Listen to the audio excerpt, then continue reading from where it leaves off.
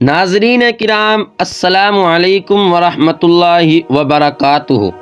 وہی چونکہ اظہار نبوت کا وقت آ گیا تھا، اس لیے حضور پاک علیحدگی اور تنہائی کو پسند کرنے لگے اور مکہ مکرمہ سے تقریباً 2 میل دور غار حرا میں وقت گزارتے، مشاہدات کائنات کو دیکھتے اور ان پر غور و خوض کرتے۔ اس خلوت نشینی کے تیسرے سال رمضان المبارک کی 21ویں تاریخ کو رات کے وقت ایک فرشتہ حضور پاک کے پاس غار حرا میں آیا۔ اس وقت آپ کی عمر مبارک تقریباً 40 سال تھی۔ اس نے کہا، اقرا پڑھیں۔ آپ نے فرمایا، میں نہیں پڑھتا۔ فرشتے نے آپ کو پکڑ کر اپنے سینے سے لگایا اور پھر کہا، اقرا پڑھیں۔ حضور پاک نے دوبارہ فرمایا، میں نہیں پڑھتا۔ فرشتے نے تیسری مرتبہ اسی طرح کیا اور کہا، اقرا پڑھیں۔ فرشتے نے سورۃ علق کی 5 آیات تلاوت کی اور حضور پاک نے بھی فرشتے کے ساتھ ان آیات کی تلاوت کی۔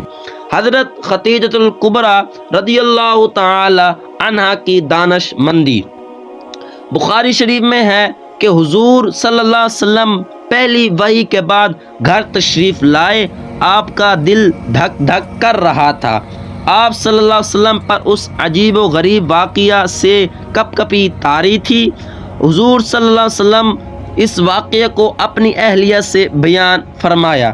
حضرت خدیجۃ الکبریٰ رضی اللہ تعالی عنہا نے آپ سے فرمایا، آپ فکر مند نہ ہوں، اللہ تعالیٰ آپ کو رسوا نہیں کرے گا، کیونکہ آپ صلی اللہ علیہ وسلم کا کردار نہایت اعلیٰ ہے اور آپ صلی اللہ علیہ وسلم صلح رحمی کرتے ہیں، یعنی رشتہ داروں کے حقوق کا بہت خیال رکھتے ہیں۔ آپ صلی اللہ علیہ وسلم بہت مہمان نواز ہیں اور آپ سچائی کی ہر بات کو فروغ دیتے ہیں۔ یہ نہیں بلکہ آپ کی مزید تسلی کے لیے رسول اکرم کو اپنے چچا زاد بھائی ورقہ بن نوفل کے پاس لے گئے، جو کہ صحیح عیسائیت پر قائم تھا۔ جب ورقہ بن نوفل نے آپ صلی اللہ علیہ وسلم کا واقعہ سنا اور کہنے لگا کہ سنو، یہ وہی فرشتہ ہے جو موسیٰ علیہ السلام کے پاس وحی لے کر آیا تھا۔ کاش میں اس وقت تک زندہ رہوں جب لوگ آپ صلی اللہ علیہ وسلم کو اپنے گھر سے نکال دیں گے۔ رسول اکرم نے فرمایا، واقعی لوگ مجھے میرے گھر سے نکال دیں گے؟ ورقہ نے کہا، جب بھی کوئی آدمی اس طرح پیغام لاتا ہے تو لوگ اس کے دشمن ہو جاتے ہیں۔